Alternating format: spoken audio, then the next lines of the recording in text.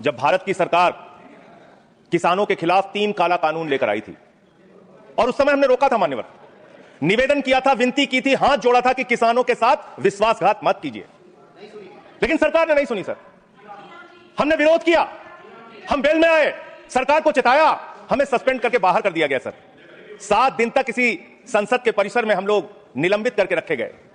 सरकार ने हमारी बात नहीं सुनी। 1.5 साल तक किसानों ने सड़क पे धरना दिया और 750 किसानों ने अपनी शहादत दी। संजय जी, उसके बाद पर बोलिए, उसी पे बोल रहे हैं सर, इसी पे बोल रहे हैं, इसी पे बोल रहे हैं।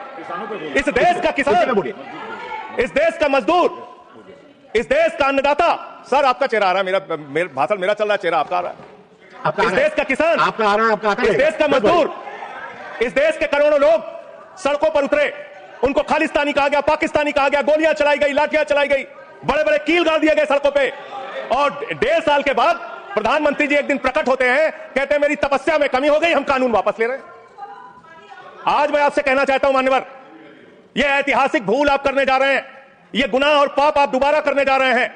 और इस काले कानून को पास करने के बाद इस देश का मजदूर सड़कों पे उतरेगा, इस देश का किसान सड़कों पे उतरेगा, इस देश का आम आदमी सड़कों पे उतरेगा, जिसके पेट और पीठ दोनों पे आप छुरा मारने का काम कर रहे हैं।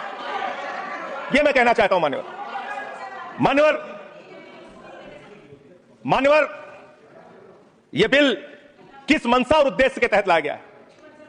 इस बिल को आपने कह दिया जी राम जी बिल है, जी राम जी बिल है। भगवान श्री राम का नाम लेकर कितना गुनाह आप अपना छिपाना चाहते हैं, कितना गुनाह छिपाना चाहते हैं? राष्ट्रपिता महात्मा गांधी से आपको क्या समस्या है मान्यवर? अरे वो राष्ट्रपिता महात्मा गांधी इतने महान है, इतने महान है, इतने महान है कि दुनिया के 80 देशों में उनकी प्रतिमा लगी हुई है मान्यवर, 80 देशों में।